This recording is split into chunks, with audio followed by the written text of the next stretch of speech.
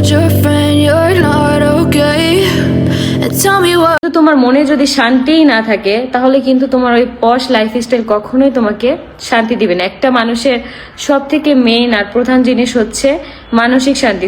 ভালো ভালো জামা কাপড় বিরিয়ানি খেয়ে কিন্তু শান্তি পাওয়া যায় না যদি আপনার মনে মানসিক শান্তিই না থাকে। কিন্তু আলু ভর্তার ডাল দিয়ে খেয়েও যদি আপনি মানসিক শান্তিতে থাকেন তাহলে কিন্তু জীবনে অনেক ভালো করতে পারবেন।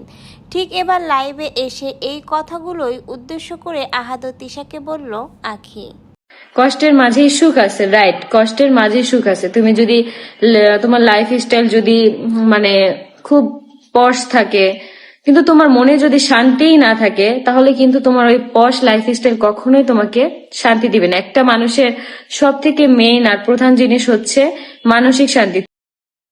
I know you told your friend you're not okay, and tell me what's wrong and why you never said you felt that way.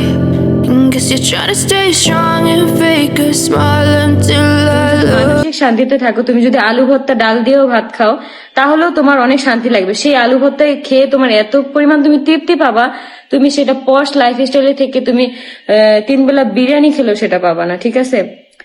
দামি দামি জামা কাপড়, তারপর হচ্ছে গাড়ি বাড়ি থাকলে মানুষ সুখী হতে পারে না। মানুষের মনের মধ্যে সেই শান্তিটা থাকতে হয়। সেটা যদি থাকে অবশ্যই তুমি হচ্ছে ভালো থাকতে পারবা, ঠিক আছে?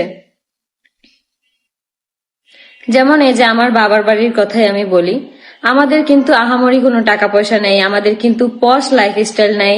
আমাদের হচ্ছে 2টা ছোট রুম, এই 2টা রুমের মধ্যে আমরা থাকি। বাসাটা চেঞ্জ করব ভাবতেছি, মানে এখন না, একটু সময় লাগবে। তো আমরা কিন্তু আলহামদুলিল্লাহ খুব ভালো আছি। আমাদের বাসায় কিন্তু ডেলি ডেলি মুরগি মাছ মাংস রান্না হয় না, আমরা কিন্তু সব মিলিয়ে ঝিলেই খাই। যেহেতু আমাদের একটা মধ্যবিত্ত ফ্যামিলি, একদিন দেখা যায় আলু ভর্তা করলে তারপরের বেলা হচ্ছে ডাল, একবেলা আমরা যদি মাছ খাই তারপরের বেলা শাকসবজি দিয়ে ভাত খাই, ঠিক আছে? কিন্তু ওই খাওয়াটার মধ্যে একটা তৃপ্তি আছে, একটা শান্তি আছে, যেটা হচ্ছে তুমি 3 বেলা বিরিয়ানি খেলেও পাবা না, ঠিক আছে? আর আমাদের লাইফ স্টাইল খুবই সাধারণ।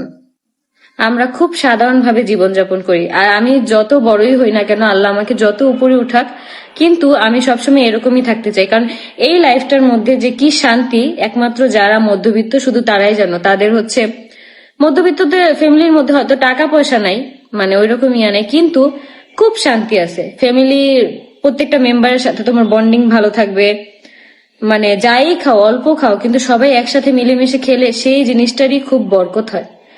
So beautiful. Thank you.